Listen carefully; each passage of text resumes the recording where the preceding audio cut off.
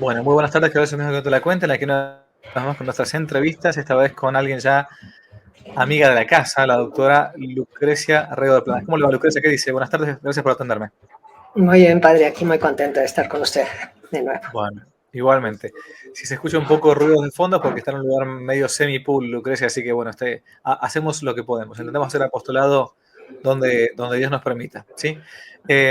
Por las dudas, quien no haya visto todavía las entrevistas que ya le hicimos previamente, Lucrecia es esposa y madre de ni más ni menos 9 hijos, actora en matemáticas, doctora en educación, maestría en humanidades, fundadora y directora en su momento durante casi 11 años del portal CatholicNet, uno de los probablemente los más importantes en lengua española.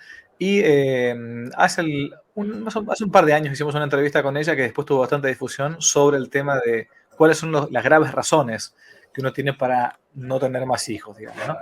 Que después, con el permiso de Lucrecia, yo hice una especie de audiolibro a partir de su libro, titulado así, ¿Cuáles son tus graves razones? Eh, bueno, y tuvo varias vistas y varios testimonios muy lindos de mamás de esposas católicas que se dieron cuenta de la realidad respecto de la maternidad. El tema que nos convocaba el día de hoy con Lucrecia es algo que hacía tiempo queríamos hacer, que es un poco el planteo de los mitos y las realidades de la familia numerosa, ¿no? Por eso quiero comenzar comentando y preguntando un poco sobre usted, Lucrecia. ¿Cuántos hijos tiene? ¿Cuáles son las edades? Dijimos que eran 9 hijos, pero ¿cómo es esto de tener muchos hijos? ¿Y por qué? Sí, bueno, tengo 9 hijos, el mayor ahorita tiene 38, el más chiquito 20, ya son puros adultos, se llevan 18 años entre el mayor y el menor, y eso hizo mi vida muy interesante porque tengo como 3 generaciones distintas de hijos, o sea, siempre tuve, no sé, 3 adolescentes, 3 niños, 3 bebés, después tuve 3 adultos, 3 adolescentes y 3 niños, lo cual enriqueció mucho la vida de la familia porque siempre había movimiento, ¿no? Pues es interesante porque no tuve ningunos mellizos, ningunos gemelos, todos fueron uno por uno y es rico. ¿Y su familia también tenía eran muchos hermanos o no? No, nosotros éramos una familia normal, digo, en la época de los 60 tener 5 hermanos era lo común y corriente, mis primos siempre eran más, ¿no? Unos tenían 8, otros 7, nosotros éramos una familia chiquita realmente de 5 hijos y mi esposo 3 nada más, ¿sí? Entonces... ¿Y qué fue lo que la motivó? Porque me interesa saber el testimonio así de mamás que no es que hablan del... A ver, es muy fácil hablar de tener muchos hijos quizás cuando uno tiene uno solo o dos. Pero el hecho de tenerlos, además de conocer la doctrina y encima poder hablar en carne propia, porque algunas han querido tener más hijos, pero quizás no pudieron, lamentablemente. Pero haberlo querido y haberlos tenido, te da un poco más de autoridad. ¿Cuál fue la razón? ¿Por qué ponerse a tener varios hijos? Cuando en tiempos de los preservativos, de la píldora y qué sé yo. Pues sí, realmente de eso ya hablábamos, padre, en el cuáles son tus graves razones, pero así en cortito, cuando nosotros nos casamos, queríamos tener 3 o 4 hijos. De hecho, platicamos una vez con los doctores Billings, porque le tocó a mi marido ser su edecán en un congreso que hubo de la familia en Acapulco. Todavía no estábamos casados y el doctor Billings nos preguntó cuántos hijos quieren tener. Y no, de hecho le dijimos 4 o 5. Y el doctor Billings nos dijo, me gustó el O, porque siempre hay que estar abierto, ¿no? 4 o 5. Lo que pasa es que tuvimos 4 más 5, que fue un poco distinto. Pero realmente la decisión de tener, pues 9 realmente no sabíamos si íbamos a tener 9 o más, fue justo cuando yo estaba esperando mi quinta hija, que fue cuando me empezaron todos esos rollos que pues ya los hemos platicado en cuáles son tus graves razones, ¿no? Fueron cuestionamientos. Y después de esos cuestionamientos descubrí que no teníamos una grave razón, mi marido y yo, para limitar el número de hijos, porque no cabíamos dentro de ese concepto de si existe una grave razón, pues no la teníamos, y pues ya dijimos los que Dios nos mande. Entonces tuvimos 4 más y tuve 5 más que no llegaron a nacer, o sea, de hecho tuve 5 abortos espontáneos y 9 hijos que sí nacieron. Voy a ir pasando para que vean que es verdad, ¿no? La familia de Lucrecia me pasaba unas fotos, ¿no? Aún con la generación incluso de atrás, supongo yo que son los abuelos, Sí, ¿no? ahí están con mis papás, exacto. Mira. Eran 3 adolescentes, 3 niños y 3 bebés cuando vivían los 9 en mi casa. Después, pues claro, fueron creciendo y ya unos se fueron, otros se casaron, pero ahí en ese momento, que era el 2005, 2006, estaban los 9 en casa y muy, muy interesante. Estimo que ya tiene que tener nietos incluso. Sí, ahorita tengo 6 nietos apenas, porque se casan viejos y se tardan en tener hijos. Ya debería de tener como 30, pero tengo 6 apenas. Mira. Ahí están, con mi papá y mi tío. ¿Cuáles son para usted? Porque usted es una generación un poquito más grande que yo, pero a su vez, 2 generaciones más, o 3 quizás pueden ser, de los que hoy tienen 20 o 25 o 30 años. ¿Cuáles son los miedos que usted ve o escucha de las razones de ese temor de los matrimonios nuevos para tener más hijos o los hijos que Dios les mande? Sí, realmente yo creo que las generaciones nuevas ya es un poco por herencia, padre, porque los que agarraron más miedo son los de mi generación. Ustedes es mucho más chico, pero a los de mi generación que nacimos en 1960, nos adoctrinaron durante 20 años, 20 larguísimos años, con una campaña a nivel internacional que decía: la familia pequeña vive mejor. Entonces, viene todo del rollo de Malthus y demás. Primero se adoctrinó a los empresarios, ¿no? Con el neomalthusianismo, diciéndoles que si crecía la población no nos iba a alcanzar para comer. Y después lo reforzaron con estas campañas publicitarias. Le digo, duraron 20 años, de 1968 a 1988. Nos repitieron: la familia pequeña vive mejor, en blanco y negro, a color, en espectaculares, por el radio, por todos lados, con jingles. ¿Y qué mensaje traía esto? Es un mensaje mentiroso, absolutamente, porque usted y yo conocemos familias grandes y familias pequeñas que viven mejor o peor, no por ser grandes o pequeñas, ¿no? Hay familias de un hijo que viven fatal, que lo tienen que tener amarrado al niño porque los 2 papás se van a trabajar y tienen un solo hijo. Y hay familias que tienen muchísimos hijos y pues viven bien, y otros no tiene nada que ver. Es realmente irrelevante el número de hijos para vivir mejor o vivir peor. Y sin embargo, esta campaña nos dijo: la familia pequeña vive mejor, con 2 mensajes muy claros. Uno, que vivir mejor es tener más cosas, lo cual es una falsedad.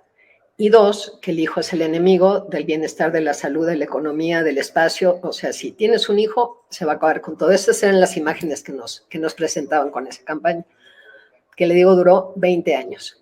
Y a los 10 años metieron otra campaña, que era pocos hijos para darles mucho. Entonces se traslaparon las dos durante 10 años.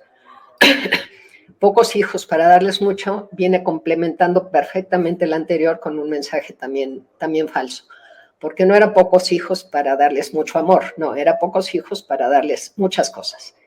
Claro. Y entonces, ¿qué consecuencias trajo estas 2 campañas publicitarias? Uno, el temor al hijo, o sea, el ver al hijo como un enemigo del bienestar, enemigo del espacio, del tiempo, de la salud, de todo. Y por otro lado, el deber, o sea, fatal, de los padres a darle muchas cosas a sus hijos. Entonces tenemos una generación, la de usted, que es una generación de hijos que nacieron con la convicción de que se merecían todo. O sea, ellos nacieron como tienen pocos hermanos, entonces hay que darles mucho. ¿Y qué sucede? Que se están casando 2 egoístas que están convencidos de que se les tiene que dar todo. Y pues durante los matrimonios ya lo hemos visto, ¿no? 2 años, 3 años, así, porque no. Entonces, ¿qué temor existe? El temor existía en nuestra generación y pues lo transmitimos a las siguientes generaciones. Entonces, sí, les digo, se casan grandes, se casan viejos y le tienen terror a tener hijos, porque creen que se les va a acabar todo: el dinero, el espacio, el tiempo, la salud, etc. Eso que dijo, en un momento dijo algo muy fuerte, ¿no? Que se ve al hijo como un enemigo, ¿no? Como alguien que está como, a ver, no sé, dice uno de los salmos que los hijos son como saetas en manos de un guerrero, ¿no? Los hijos de la juventud son como flechas en manos de un guerrero, ¿no? Entonces, justamente la flecha es lo que te ayuda a defenderte, pero al contrario, o sea, usted recién decía que algunos ven como un enemigo al futuro bebé, ¿no? Y por eso toman medidas supuestamente para protegerse, porque hay un enemigo que nos quiere atacar. Bueno, ¿cuáles son esas medidas para protegerse de un niño.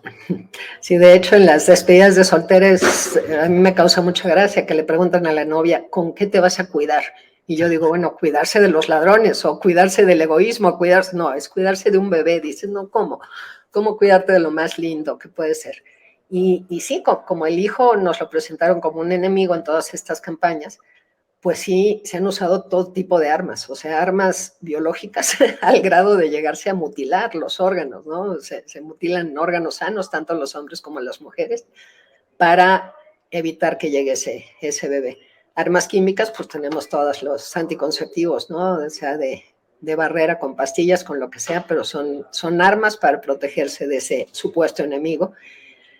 Y armas políticas, el gobierno pues tiene unas campañas fuertísimas en contra de la población, ¿no? Ahorita con la Agenda 2030, pues es totalmente una política despoblacional, ¿no? Para acabar, porque ahora no solamente es enemigo de la familia, el bebé, sino también enemigo del medio ambiente, así nos lo han presentado, ¿no? El hombre como el parásito de la tierra. Entonces, pues sí, se han utilizado todo tipo de armas muy feas, al grado de llegar a la mutilación, como le decía. Sí, de hecho, muchos de estos plantean, digo, por si alguno no escuchó, que como el niño respira, claro, la respiración de un niño está quitando posibilidad de oxígeno al resto del planeta Tierra, entonces, bueno, tenemos que disminuir la cantidad de niños. Y había habido creo que fue David Beckham, uno de estos jugadores de fútbol famosos de Inglaterra, que porque, como tuvo el segundo o tercer hijo, no me acuerdo qué, en un diario lo tildaron como de un asesino, una cosa así, porque no había querido cuidarse de su mujer para un nuevo hijo. Ahora, ¿qué consecuencias trae estas ideologías antinatalistas, antipoblacionales, ¿no? Antihumanas al final de cuentas, ¿no? Porque van contra el ser humano. Sí, pues bueno, ya le dije más o menos, o sea, son familias pequeñas que a final de cuentas son hijos solitarios, mimados, exigentes, muy egoístas. A mí muchas veces que me dicen, porque es como conversación siempre, ¿no? Llegó una mesa y, ¿cómo 9 hijos? Yo con 2 me estoy volviendo loca. Y yo siempre les digo, es que si me hubiera quedado con 2, yo estaría loca verdaderamente, porque tener 2 es muy difícil, porque se vuelven muy egoístas, muy exigentes, y uno les puede dar todo, ¿no? Que quiero de la mano de mamá, sí, en las piernas de mamá, al lado de mamá, en la ventana, se les puede dar todo y entonces se vuelven exigentes, egoístas, sumamente competitivos, y para la mamá es muy difícil el estar eligiendo. Por otro lado, eso en cuanto a los hijos, se vuelven exigentes y egoístas. En cuanto a las mamás, muy agobiadas. Una mamá que tiene un solo hijo está totalmente agobiada en que ese hijo sea perfecto y entonces la clase de karate, de natación, de perfección, de todo, que la mamá ya no tiene tiempo de nada más que estar exigiendo esa perfección y darle todo lo que quiere ese pequeño tirano que tiene ahí. También, ¿qué consecuencia ha traído? Pues sí, una presión social para los que, como yo, somos irresponsables, ¿no? Que nos dicen si el tener 3 hijos ya es pues la sociedad lo juzga terriblemente. Por otro lado, también estas armas biológicas y químicas que usan las nuevas, esterilidad prematura, ¿no? Es impresionante ver la cantidad de parejas estériles. ¿Por qué? Porque se casaron sin saber si eran fértiles y se casaron tomando anticonceptivos y después a los 5 o 6 años de matrimonio que ya quieren tener hijos, pues ya no pueden porque se quedaron estériles por culpa de las pastillas. Entonces sí recurren ahora sí a la fecundación in vitro y a no sé qué tantas tonterías. También yo lo que veo, padre, por ejemplo, o sea, yo tuve 9 hijos, pero mis amigas que tuvieron 2, a los 40 años ya no tenían nada que hacer. O sea, tuvieron el hijo a los 22 años y a los 40 su hijo ya tenía 18 y a los 40 ya no tenían nada más que observarse la cana, la arruga, la no sé qué. Entonces vino un boom de las operaciones para verse guapas, ¿no? O sea, de las operaciones estéticas, porque pues, la mujer ya, o sea, ya vive sola, ya no tiene hijos que le hagan caso y entonces se preocupa demasiado de sí misma. Y eso trajo también otra consecuencia con los esposos. O sea, la mujer que ya no tiene hijos a quien atender, pues empieza a ver a sí misma, a preocuparse demasiado de sí misma. Y el esposo, llegar a una casa donde está una esposa sola, que solo habla del yin y el yang y el yoga y llena de operaciones, pues no se le antojen. Todos los esposos también empezaron a llegar más tarde a sus casas, porque un esposo que llega a su casa a la boruca de 7 hijos, pues bueno, llega a divertirse y a trabajar y a cansarse, pero llegar a una esposa sola y egoísta, entonces pues también problemas de pornografía, de pues bueno, de infidelidades, muchos divorcios, las mujeres liberadas, ¿no? Que a los 40 ya no tienen nada que hacer, entonces empezaron mucho a meterse en mi generación. Hay muchísimas mujeres que ellas abandonaron la familia porque se empezaron a meter en rollos de yoga y el cuarto camino y te tienes que liberar de todo lo que te estorba. Y pues claro, lo que le estorbaba era su marido, entonces se terminaron yendo muy feo. Mujeres liberadas, también otras depresiones y crisis, ¿no? También la mujer que ya no tiene a quién entregarse, a quién atender, y es súper joven, pues empieza a eso, a preocuparse psicológicamente. Y a nivel Ahora, internacional lo vemos, padre, el problema que ahorita en Europa de despoblación, o sea, qué impresión que ya no hay europeos y tienen que estar jalando migrantes para tener quien haga claro, es lo de Gaddafi en su momento, que los vientres de nuestras mujeres son nuestras metralletas, ¿no? O sea, van a terminar ocupando con musulmanes Europa sin ningún tipo de derramamiento de sangre, una cuestión puramente demográfica. sí, Han que sí. invertido la pirámide. Ahora que la tengo, a ver, porque digo, es en concreto, así, viendo a lo concreto, porque siempre se habla de que familias numerosas son caóticas, hay problemas económicos después, no hay espacio para la familia, no se puede pagar la escuela de todos los niños. Bueno, termina siendo un caos total. ¿Es realmente así la verdad de una familia numerosa de 9 hijos o es un mito también de los tantos que hay dando vuelta? Sabe que si es un mito, digo, en parte sí dicen cosas medio ciertas, porque sí somos medio caóticos, pero es un caos divertido. Realmente, cuando nosotros decidimos tener más hijos, pues descubrimos eso, que cada hijo que llegaba a la casa enriquecía muchísimo a los demás, ¿no? Un nuevo hijo nunca es una catástrofe, sino que llega un bebé y todos los hermanos se enriquecen, es una nueva oportunidad para abrazar, para besar, para reírte, para compartir, bueno, eso es puras cosas lindas. Y entonces, eso de que no alcanza para todas las colegiaturas es una falacia, porque no sé cómo será en Argentina, no sé cómo será en las demás partes del mundo. Aquí en México, a partir del quinto, es becado. Es lo normal en las escuelas particulares.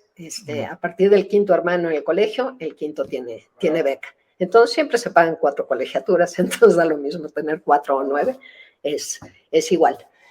Y luego se gasta mucho menos, padre, la mera verdad, porque todos van heredando. O sea, Claro. sí, la ropa se hereda del grande al segundo al tercero, al no sé qué.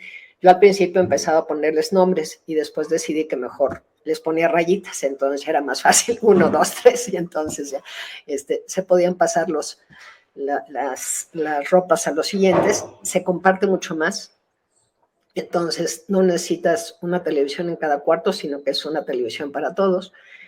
Se, se adquiere pues como una conciencia de que no pueden pedir todo lo que se les antoja. Entonces, piden solamente lo que realmente necesitan. Se contentan con pocas cosas porque tienen muchos hermanos.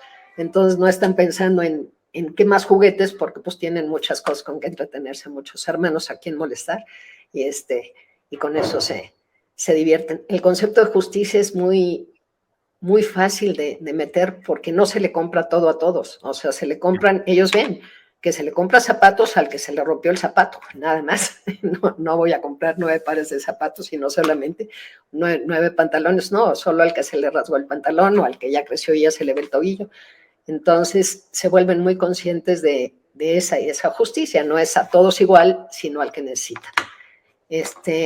Se vuelven, pues como que todas las virtudes se vuelven más fáciles, se hace como un engranaje muy bonito entre ellos, en donde cada uno con su distinta personalidad aporta lo que tiene que aportar a la casa, ¿no? Yo tenía el payaso, el intelectual, tengo una que tiene de naturaleza estarse dando cuenta qué necesita el otro. Entonces la que corría a ponerle el zapato al bebé, a ponerle la curita al herido, a ponerle, porque pues eso, su naturaleza, ¿no? Y el otro, el que le gustaba contar cuentos a los hermanos, cada uno con su cadonada aportaba a la familia lo que tenía que aportar y se vuelven muy virtuosos. Por otro lado, se desarrollan muchas capacidades intelectuales, muchas. Simplemente mi bebé más chiquito, el de ahora 20 años, cuando le hacían decir el nombre de sus hermanos, pues había otros que decían un nombre, el que tenía un hermano. Este tenía que aprenderse 8 nombres y edades a la hora de hacer el dibujo de la familia, pues era un dibujote del tamaño del mundo. Entonces se les desarrollan muchas habilidades y también muchas habilidades sociales para poder lidiar con el latoso, con el sangrón, con el chistoso, con todas las características que tienen los hermanos. Entonces se vuelven hábiles socialmente, hábiles intelectualmente, hábiles hasta físicamente, porque tienen que hacer muchas cosas que otros no tienen oportunidad de desarrollar. Y algunos dirían, bueno, tener muchos hijos está muy bien todo, pero seguramente esto va a ir un poco en desmedro. Bueno, está bien, quizá de lo económico puede ser. De hecho, yo siempre digo lo mismo, que las familias numerosas se dan muchas veces en los ámbitos más pobres que en los ámbitos de gente pudiente. Porque la gente más pobre sabe que la única riqueza que tiene son los hijos, ¿no? Entonces, uno dirá, bueno, no, con una mentalidad marxista dirá, no, bueno, pasa que por cada hijo que nace le dan un plan social, una especie de dinero para poder mantenerlo y todo. Pero miren, aún en tiempos de los preservativos gratuitos y todas estas basofias que andan dando vueltas, las píldoras del día antes, día después, la gente sencilla, humilde, aún la gente que vive en concubinato, no estoy hablando de gente católica, ¿no? Sabe que esto que decíamos antes del Salmo, que son la alegría aún de la gente, de quien no tiene mucho dinero. Perdón. Pero digo, algunos podrían decir, ok, perfecto, Lucrecia, pero muchas veces las familias numerosas seguramente van a hacer que el matrimonio mismo, entre marido y mujer, vaya viéndose como golpeado o desgastado o dejen de atenderse mutuamente porque tiene que naturalmente atender a una jauría de niños, digamos, ¿no? ¿Eso es realmente así o no? Mire, de hecho, el papá tiene que estar mucho más en la casa. Entonces, sí, mi esposo se acuerda y dice, era muy bonito llegar a la casa y oír miles de gritos y uno te brinca y el otro te salta y el otro te abraza y el otro, bla, bla, bla. Dice, yo a veces llegaba a la casa cansado y como que se me antojaba así eso que plantean las caricaturas de que llega el papá y se pone las pantuflas y saca el periódico, y eso nunca le sucedió a él, ¿no? Él llegaba y tenía que sacar la ropa de otros y las pantuflas de otros para echarme la mano. Entonces, por ese lado sí es cansado, pero ahorra muchísimos problemas en el matrimonio. Nosotros lo hemos visto con nuestros amigos, ¿no? Que de repente íbamos a pláticas de familias, proyecto familia y todas esas que hacen en las escuelas y que nos hablaban de repente de la crisis de los 7 años del matrimonio, cuando todos los hijos ya se fueron a la escuela y nosotros decíamos, no, yo tengo uno de 5, 4, 3, 2, 1, o sea, ya se fueron los 4 a la escuela, pero estoy amamantando. Entonces esa crisis de los 7 años nunca sucedió. Después venía la crisis de los 15, cuando ya los niños son adolescentes y la señora está entrando en la menopausia, y yo decía, no, la crisis de los 15 años tampoco, porque tengo uno de 15, 14, bla, bla, pero estoy amamantando al chiquito. Y la crisis, o sea, esas crisis matrimoniales la verdad es que no existen, porque siempre traes pues un bagaje al que tienes que estar. Cuando mis amigas ya jugaban golf, pues yo seguía todavía con la piñata y llevando a los niños al boliche y así. Entonces, esas crisis que presentan en los matrimonios realmente cuando uno tiene muchos hijos no se dan. Y por otro lado, sí, eso que le digo de que mi marido llegaba con ganas de descansar y no se podía, como que uno tiene ansias de ya hablar con un adulto.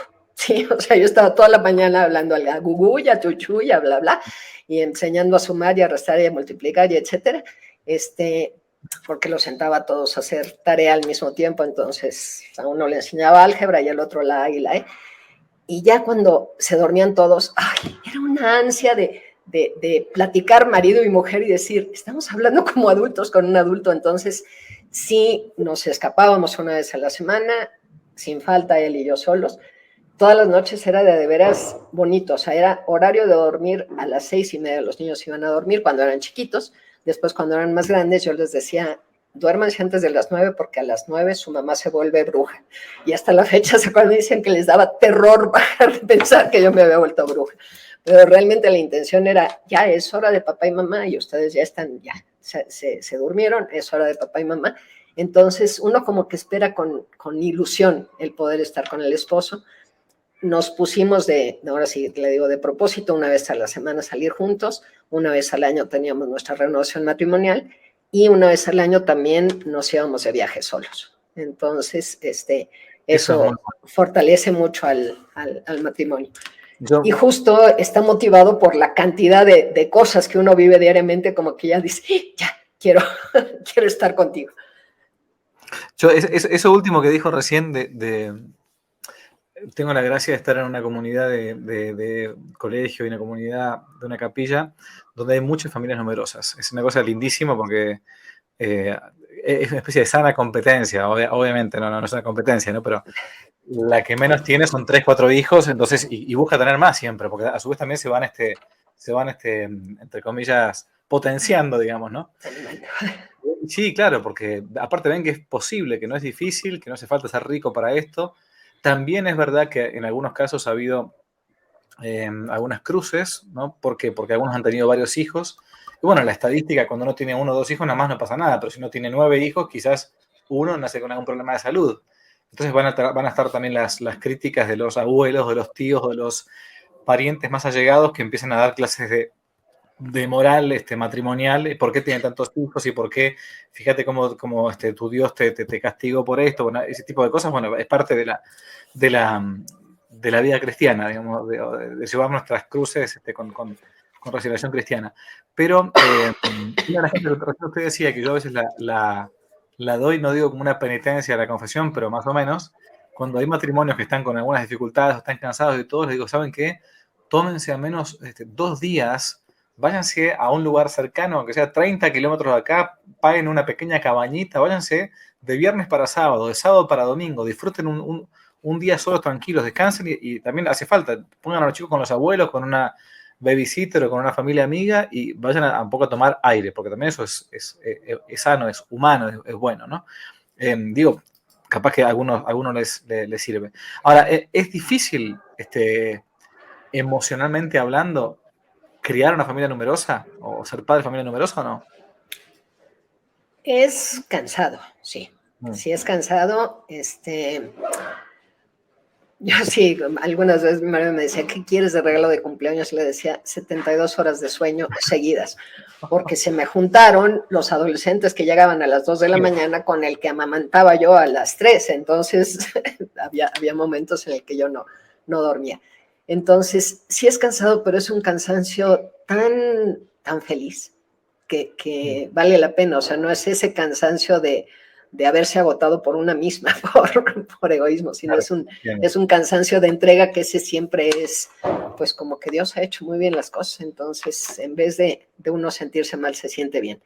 En cuanto a problemas psicológicos, creo que hay mucho menos, padre, porque uno no tiene tiempo de pensar en sí mismo, entonces no se anda revisando de qué problema puedo tener o qué me puede doler. Es más, cuando algo le duele, mejor procuro que no me duela. A todos les puede dar gripas menos a la mamá y a todos les puede doler la cabeza menos a la mamá.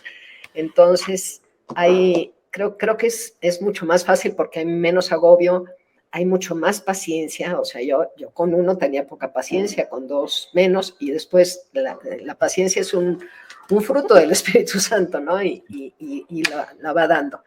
Hay menos agobio por la perfección, o sea, se ponen pocas reglas muy claras y ya no importa que se cayeron los frutilupis, bueno, se cayeron, no pasa nada, que uno aprende a no futurear, ¿sí? Porque el niño no hizo la tarea y entonces luego los papás estamos muy tendientes a futurear y decir como no hizo la tarea, entonces va a ser un fracaso en la escuela y entonces nunca va a entrar a la universidad y entonces nadie lo va a querer y entonces se va a ir al infierno. Y no, nada, es puntual. No hizo la tarea hoy, se merece el castigo de ahorita y se acabó. y no pasa nada, no pasa nada. Se les enseña mucho a ayudarse entre ellos porque pues, se dan cuenta que necesita uno ayuda. Hay reglas, yo les decía mucho, compartiendo sabe más rico, y eso se acuerdan hasta ahora, ¿no? Cada vez que compartiendo sabe más rico, ayúdale a tu hermano, primero a los chiquitos. Entonces, todo eso hace que no haya tanto, pues eso, ni problemas psicológicos, porque no hay tiempo para mirarse a uno mismo. Entonces, siempre es ayudar y eso yo creo que acaba con todos esos problemas. Esto me van a decir que es una falacia la que voy a decir, pero en tiempos en que había familia numerosa no existían todavía los psicólogos, ¿no? Claro. Y aunque parezca un machismo retrógrado lo que digo, la gran mayoría de la gente que va a psicólogo es más bien de sexo femenino y no de sexo masculino. Lo digo como hijo de psicólogas, ¿no? Pero ahora, un mito importante es, y acá está bueno, quería preguntarle esto porque una de las cosas que se dice que en las familias numerosas termina como esclavizándose a la mamá. O sea, la esposa termina siendo una esclava del matrimonio, una esclava de la casa, una esclava de los hijos, y que no puede desarrollarse como mujer y qué sé yo. Bueno, en el caso suyo ha sido completamente distinto. 9 hijos con doctorado, con una carrera universitaria, a su vez con una maestría, a su vez como fundadora y directora de un sitio web. ¿Cómo hizo? ¿Que era mamá maravilla? ¿Qué fue lo que hizo? Mire, yo soy una totalmente convencida de que los niños de los 0 a los 13 años, 3 años, necesitan su mamá de tiempo completo. O sea, definitivamente la mamá tiene que estar ahí y tiene que estar ahí, porque los hijos la necesitan. Cuando mi hija tercera cumplió 3 años, me llamó un sacerdote, que era el vicario general de la Legión en aquel momento, y me dice, oye, Lucre, ¿sabes que ya terminaste de tener hijos? Era cuando mi tercera hija tenía 3 años. Me dice, ya tus hijos ya crecieron, es hora de que le regreses a la sociedad todo lo que te ha dado. Entonces, por favor, quiero que entres a trabajar en tal lugar, en un kinder. Y yo, padre, esto está chuequísimo, yo soy actor, que voy a hacer en un kinder, pero bueno, ok, si usted ahí me necesita, adelante, vamos a hacerlo. Total, después vinieron los del cuarto y el quinto.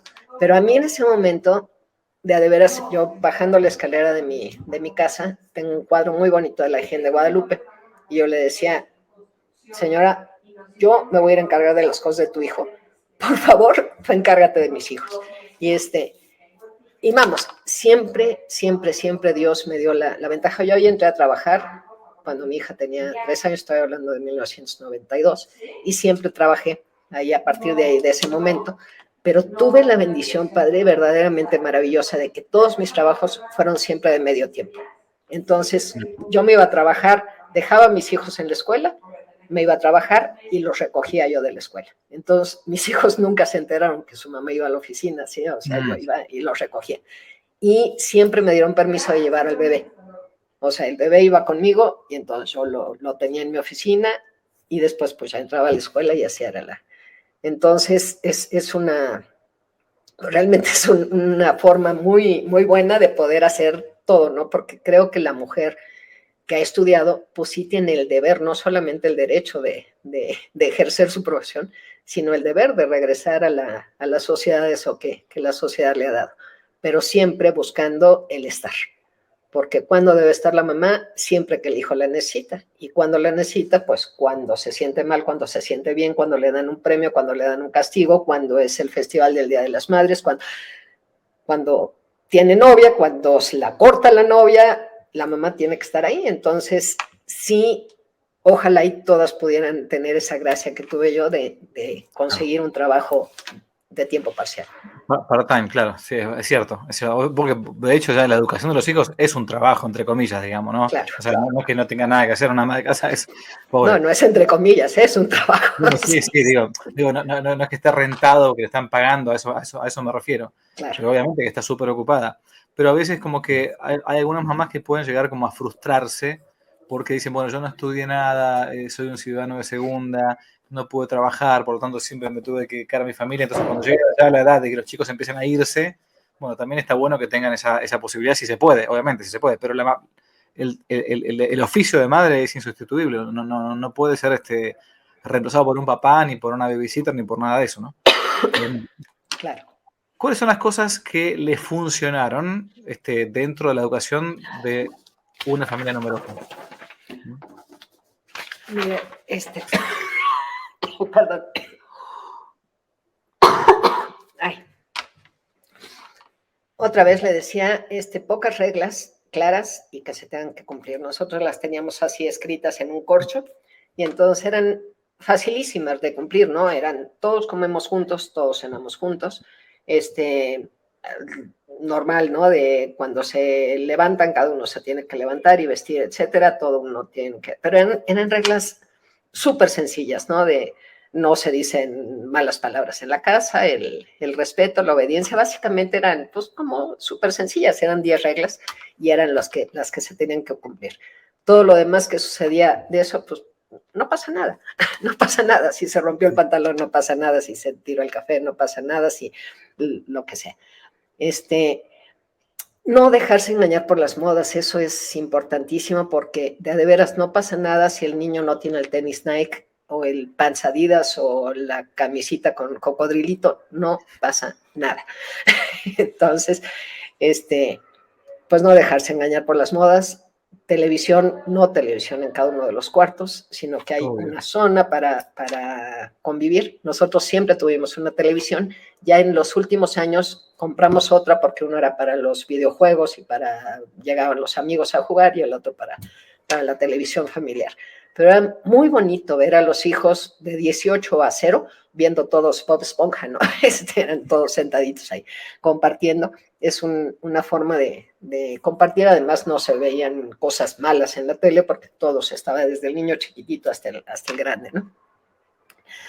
Comer juntos, hacíamos la tarea antes de jugar, o sea, era pues, como un horario muy, muy claro, que eso te obliga a la familia numerosa, no le puedes dar a escoger a cada uno qué quieres desayunar, qué quieres comer, qué quieres cenar, era el mismo menú para todos a las mismas horas y eso fomenta mucho la convivencia y pues nada, el compartir y el apreciar lo que se tiene, rezar juntos, cenar juntos. El horario de dormir, ya se lo dije, a las 9 la mamá se convertía en bruja, entonces mejor desaparezcan. Y cada semana salíamos con uno.